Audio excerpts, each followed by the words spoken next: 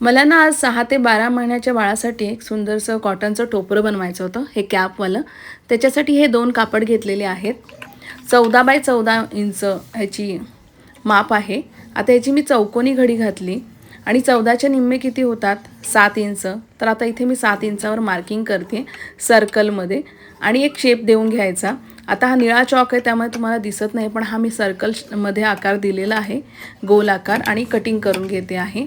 आता आपण हे खोलूया. खोलल्यावर हा संपूर्ण वर्तुळ तयार होईल. त्या वर्तुळाला आपण शिवून घेऊया, म्हणजे कापड हलणार नाहीत.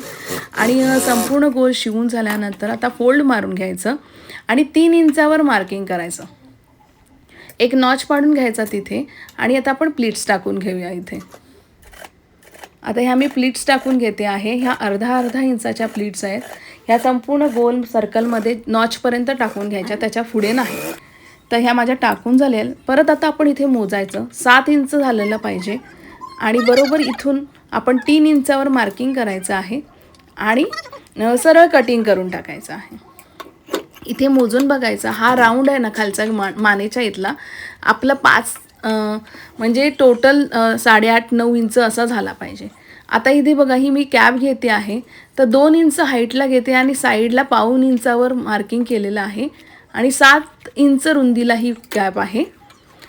तर आता ही कॅनव्हास पट्टी आहे जी मी आता कपड्यावर चिटकवते आहे. तुम्ही सेम कापड वापरा किंवा वेगळ्या रंगाचं पण वापरू शकता.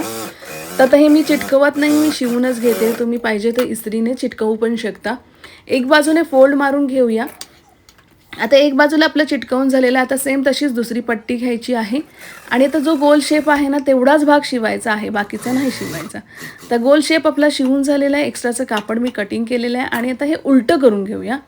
उलटं करून आता वरून ना एक किनारीची शिलाई मारून घ्यायची आहे, छोटीशी कडेने. आता इथे काय करू शकता तुम्ही, एखादी इथे पण लेस लावू शकता, म्हणजे एखादी अशी कॉटनची क्रोशाची लेस लावू शकता तुम्ही. तर आता हे झालेलं आहे. याला मध्ये फोल्ड मारायचं आणि एक मार्किंग करून घ्यायचं आहे मिडल भाग आणि मध्यभागापासून लावायला घ्यायचं आहे आपल्याला.